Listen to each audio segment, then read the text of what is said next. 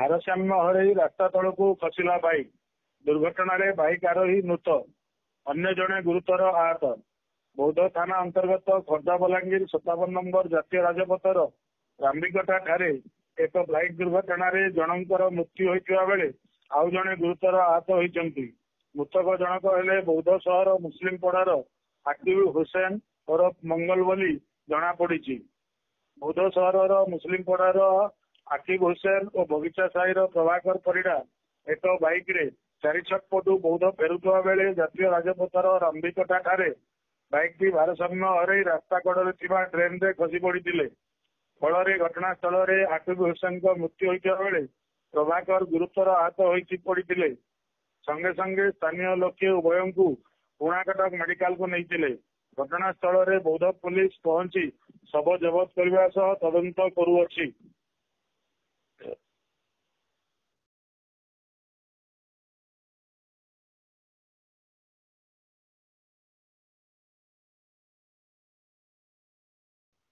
ଆଜି ପବିତ୍ର ପୁତ୍ରଦା ଏକାଦଶୀ ଓ ସଂକ୍ରାନ୍ତି ଅବସରରେ ମହାନଦୀ ଆଳତୀ ଅନୁଷ୍ଠିତ ହୋଇଛି।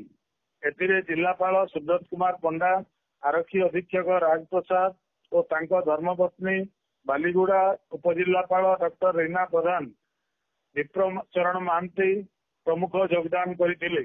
ଆଜିର କାର୍ଯ୍ୟକ୍ରମରେ ଲକ୍ଷ୍ମୀ ବାସୁଦେବ ବୈଦିକ ପଣ୍ଡିତ ସଂଘର ସଭାପତି ଗରିବ ମିଶ୍ର, ସମ୍ପାଦକ ହରିବନ୍ଧୁ ଶତପଥୀ ଉପସ୍ଥିତ ରହିଥିଲେ।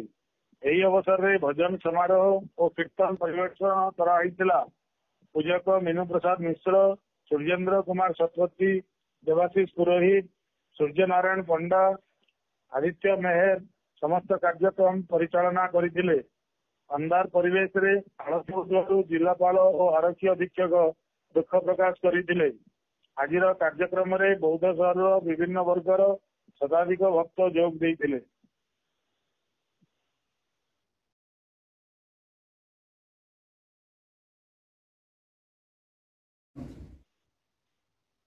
ବୌଦ୍ଧଠାରେ ଜଙ୍ଗଲ, ପରିବେଶ ଏବଂ ଶ୍ରମ ମନ୍ତ୍ରୀ ଗଣେଶ ରାମ ସିଂ ଖୁଣ୍ଟିଆ ଜିଲ୍ଲା ସ୍ତରୀୟ ଏକ ବୈଠକରେ ଉନ୍ନୟନ କାମର ସମୀକ୍ଷା କରିଛନ୍ତି।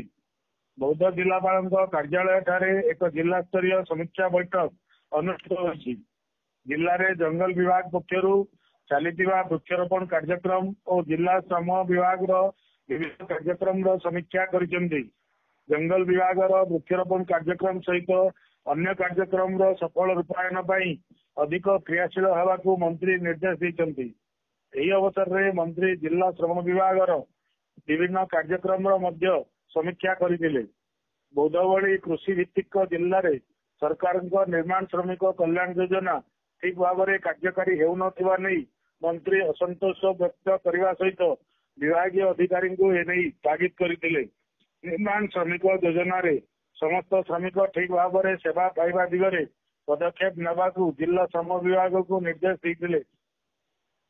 କାର୍ଯ୍ୟକ୍ରମରେ ଭାରପ୍ରାପ୍ତ ଅତିରିକ୍ତ ଜିଲ୍ଲାପାଳ ଅନିରୁଦ୍ଧ ପ୍ରଧାନ, ଉପଜିଲ୍ଲାପାଳ ପ୍ରଭାସ ଚନ୍ଦ୍ର ଦଣ୍ଡସେନାଙ୍କ ସମେତ ବନ ବିଭାଗ, ଶ୍ରମ ବିଭାଗର ଏବଂ ଅନ୍ୟ ଜିଲ୍ଲା ସ୍ତରୀୟ ଅଧିକାରୀମାନେ ସାମିଲ ହୋଇଥିଲେ।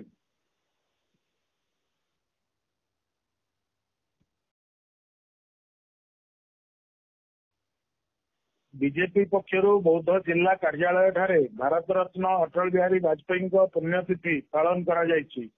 ଜିଲ୍ଲା ବିଜେପି ସଭାପତି ବିପ୍ରଚରଣ ମହାନ୍ତିଙ୍କ ଅଧ୍ୟକ୍ଷତାରେ ଆୟୋଜିତ ଏହି କାର୍ଯ୍ୟକ୍ରମରେ ପୂର୍ବତନ ପ୍ରଧାନମନ୍ତ୍ରୀ ସ୍ୱର୍ଗତ ଅଟଳ ବିହାରୀ ବାଜପେୟୀଙ୍କ ପ୍ରତି ଶ୍ରଦ୍ଧାଞ୍ଜଳି ଜ୍ଞାପନ କରାଯାଇଥିଲା।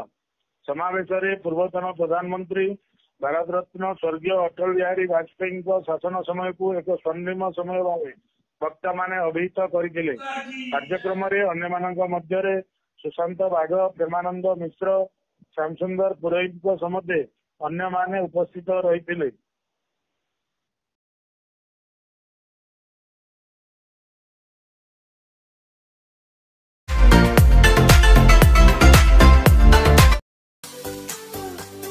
हमर एही उपस्थापना आपनकु किपरि लागिला कमेंट बॉक्स रे मतामत देबाकू भूलंतु नहीं। जदि आम चैनल को एपर्यंत सब्सक्राइब करना तेबे शीघ्र सब्सक्राइब करंतु। शुभरात्रि, नमस्कार।